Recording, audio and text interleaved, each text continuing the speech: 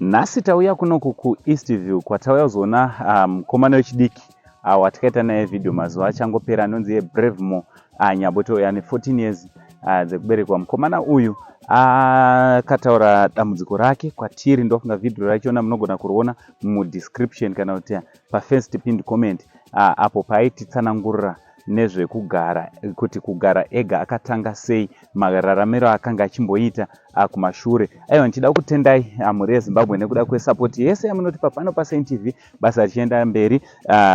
If you are new on this YouTube channel, I kindly ask you to subscribe, turn on your notification bell so that every time we upload a video you'll be notified. Also, don't forget to follow us on our Facebook page rakan Saint TV, zvimwe chete izvozvo paSaint TV official on IG account. And ndichida kutenda muri yeZimbabwe vese vanoramba vachitsigira maprograms atinouya nawo. Imimi ndimunoita kuti ange ari anobudirira kuenda mberi. Right, nhasi tadzoka kunoku kuEastville muguta reHarare kwatauya kuzomboona mukomana anonzi YaBravemore Nyabote uyo anogara ari ega nekuda kwezvikonzero zvevabereki vakasiyana. Iye achibva azoshaya kuti ogara nani, achibva azonogara ega pamba paari kugarawo achichengeta. So tiuye nhasi tauya kuti tizomuona. Unfortunately ari kunzi iye abuda aenda kuhuni semunhu asina foni, pashayikwa communication. So ticharamba chingoita kuti tinge tiri tinomutsvaga timuwane, kuti tinge tiri tinobatsirana naye, tinge tiri tinosvitsa izvo zvamakasvitipa, kuti tinge tiri tinosvitsa kwaari, sekuti itsika yedu kuti zvese zvatinoita piwa kuti tisvitse kune vanhu vatinenge tifanira kuti tisvitse, tinoita sekudaro sematumiro amunenge matiita. Nekuti kana riri basa repaSaint TV, isusu tingori nhume yechibadzi, asi basa reSaint TV ibasa renyu.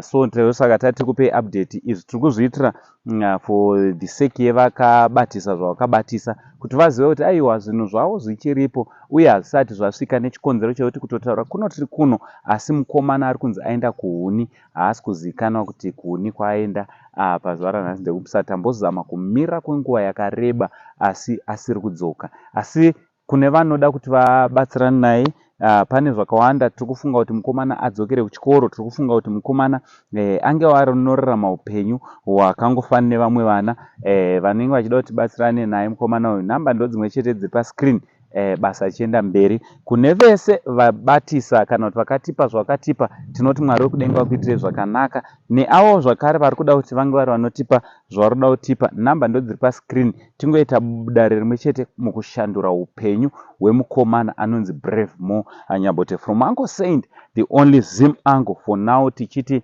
it's much love and God bless.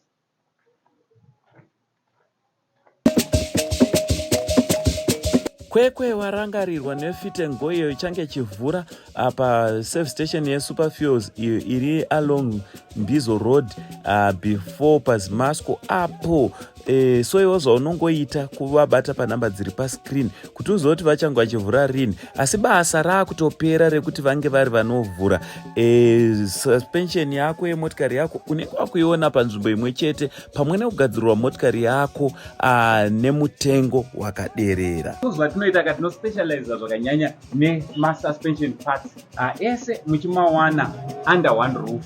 Zvakare tinoita ma-X-jump engines nema-steering racks. Watotanga kutowana suspension motikari yako inobva yatodzokera kuita itsva nekuda kwesuspension yaunopiwa neve Fit and Go.